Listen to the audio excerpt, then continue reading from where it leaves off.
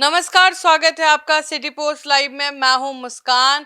महागठबंधन में तानातानी चल रहा है, खींचातानी चल रहा है सीट को लेकर, क्योंकि आपको ही पता है वोट अधिकार यात्रा में कहीं ना कहीं कांग्रेस को ज्यादा क्रेडिट मिला है। तो राजद भी क्यों पीछे रहे भाई, वो भी अपना शक्ति प्रदर्शन करने निकल पड़ी है। इस पर बातचीत करने के लिए हमारे साथ मौजूद है अभिषेक मिश्रा। अभिषेक जी, कैसे देख रहे हैं इसको? देखिए, जो खबर है और जो स्थिति और परिस्थिति है इंडिया गठबंधन में इस वक्त, वो स्थिति और परिस्थिति ये है कि कांग्रेस और आरजेडी के बीच सीटों को लेकर तनातनी वहां तक जा पहुंची है जिसमें दोनों के रास्ते अलग हो गए हैं। मैं ये नहीं कह रहा हूं कि गठबंधन टूट गया है, आरजेडी और कांग्रेस दोनों का गठबंधन है और गठबंधन रहेगा भी, दोनों मिलकर ही चुनाव लड़ेंगे। लेकिन अभी अकेले हम अकेले तुम वाली स्थिति है, अकेले हम अकेले तुम वाले प्लान पर आरजेडी कांग्रेस काम कर रही है। कांग्रेस इस रास्ते, आरजेडी उस रास्ते, मतलब कांग्रेस का रास्ता अलग, आरजेडी का रास्ता अलग। और ये बात हम इसलिए कह रहे हैं क्योंकि अभी थोड़ा फ्लैशबैक में जाते हैं। अब से कुछ ही दिन पहले कांग्रेस की मतदाता अधिकार यात्रा, वोटर अधिकार यात्रा समाप्त हुई है और उन तस्वीरों को अगर आप देखेंगे, उस यात्रा के दौरान की तस्वीरों को अगर आप देखेंगे और आज की तस्वीरों को अगर आप देखेंगी तो उसमें बड़ा अंतर पाएंगी। और फिर ये बात जस्टिफाई करना बहुत आसान हो जाता है कि कांग्रेस और आरजेडी के रिश्ते अकेले हम अकेले तुम वाले हो गए हैं।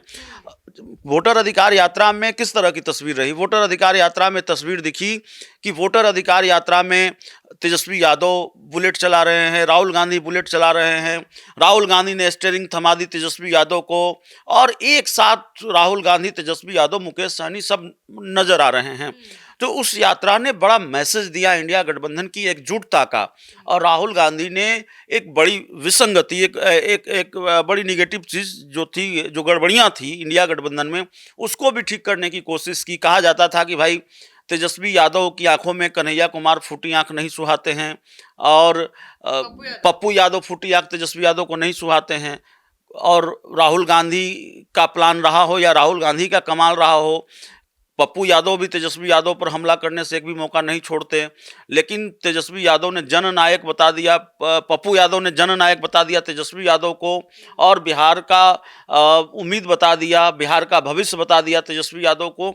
तो गड़बड़ियां भी दूर हुई। लेकिन दूसरी तरफ अब क्या तस्वीर है, कितना बदलाव आ गया उन तस्वीरों में, उन स्थितियों और परिस्थितियों में, और उसकी वजह है सीट शेयरिंग में फंसा हुआ पेच। तो अभिषेक जी, आपको नहीं लगता है कांग्रेस भी तो उस यात्रा के बाद 17 सीटों पे एकदम ढीठ की तरह रह गई कि नहीं भाई अब 17 सीट लेंगे, हमारा देखिए जनाधार वापस आ रहा है? नहीं, देखिए, कांग्रेस की जो बार्गेनिंग पावर है वो मजबूत हुई है। आपने देखा होगा कि अब पहले फिर आपने ऐसा सवाल कर दिया कि फिर उस यात्रा पर ही बात करनी पड़ेगी, तब इस पर आगे बात करेंगे जिस विषय पर हमको बात करनी है। आपने गांधी मैदान में देखा होगा कांग्रेस इस यात्रा के दौरान पूरी तरह से फ्रंट फुट पर नजर आई। कांग्रेस के बारे में बिहार में एक स्थापित परसेप्शन था कि कांग्रेस को अपने आंदोलनों के लिए भी जरूरत पड़ती है आरजेडी की, वो आरजेडी की पिछलग्गू है और आरजेडी के आंदोलन में या आरजेडी के कार्यक्रमों में कांग्रेस शामिल होती है। कांग्रेस अपने दम पर बिहार में कुछ नहीं कर पाती है।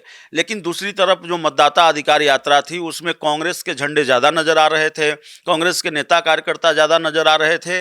और गांधी मैदान जो जहाँ से इस यात्रा के समापन की शुरुआत हुई, गांधी मैदान के गांधी मूर्ति से अंबेडकर पार्क तक, तो गांधी मैदान में कांग्रेस के नेता राहुल गांधी, मल्लिकार्जुन खड़गे, प्रियंका गांधी, इन सबके कटआउट लगे थे, सोनिया गांधी के कटआउट लगे थे। मैंने तेजस्वी यादव के कटआउट नहीं देखे। तो उसमें कांग्रेस फ्रंट फुट पर जाहिर तौर पर दिखी। तो ये जो पूरा मामला है उसमें सब कुछ ठीक दिख रहा था, बावजूद इसके भाई इंडिया गठबंधन एकजुट है और सब एक मन से भाषण दे रहे थे, सब एक साथ नजर आ रहे थे। लेकिन अब तस्वीर बदल गई है, और कितनी बदल गई है उसका अंदाजा इस बात से लगा लीजिए कि तेजस्वी यादव अलग यात्रा निकाल रहे हैं, बिहार अधिकार यात्रा। तो क्या ये सिर्फ संयोग है कि तेजस्वी यादव को बिहार अधिकार यात्रा निकालनी पड़ रही है? संजय यादव कह रहे हैं कि कुछ कुछ इलाके छूट गए थे महाराज, तो विधायक लोग बोले कि उधर भी आके थोड़ा नजर टिका दीजिए, तो इसलिए तेजस्वी यादव निकल रहे हैं। तो इतने संयोग राजनीति में होते नहीं हैं, संयोगों की गुंजाइश होती नहीं है। कुछ कुछ इलाके छूट गए थे तो इंडिया गठबंधन की संयुक्त यात्रा हो सकती थी। ये किसी कानून में थोड़ी लिखा है कि अगर कुछ इलाके छूट गए हैं तो संयुक्त यात्रा नहीं हो सकती। यात्रा का नाम भी बदल दिया गया। यात्रा का नाम भी बदल दिया गया है, बिहार अधिकार यात्रा। अब उसके बाद जो खबर आ गई है, अकेले हम अकेले तुम की बात हमने सिर्फ इसलिए नहीं की कि तेजस्वी यादव इंडिया गठबंधन की यात्रा के बाद बिहार अधिकार यात्रा निकाल रहे हैं। हमने इसलिए की क्योंकि एक तरफ तेजस्वी यादव की बिहार अधिकार यात्रा और फिर उसकी काट के तौर पर या उसके जवाब के तौर पर कांग्रेस भी अपनी यात्रा निकालने जा रही है। सितंबर के अंतिम सप्ताह में कांग्रेस एक यात्रा निकालने जा रही है जिसका नाम कांग्रेस ने रखा है हर घर अधिकार यात्रा, और इसमें कांग्रेस के राष्ट्रीय नेता भी हिस्सा लेंगे। तो कांग्रेस के राष्ट्रीय नेता अगर हिस्सा लेंगे तो ये शक्ति प्रदर्शन होगा, न सिर्फ बीजेपी जेडीयू के खिलाफ, न सिर्फ एनडीए के खिलाफ, बल्कि तेजस्वी यादव के खिलाफ भी आरजेडी को भी बताया जाएगा कि हमारी ताकत समझिए और हमको 2020 वाला कांग्रेस मत समझिए, हमको 2015 वाला कांग्रेस मत समझिए, हमको 2010 वाला कांग्रेस मत समझिए। ये बदली हुई कांग्रेस है, ये 2025 वाली कांग्रेस है और इस कांग्रेस को आपको उसी तरह से ट्रीट करना पड़ेगा, 2025 वाले कांग्रेस की तरह से ट्रीट करना पड़ेगा।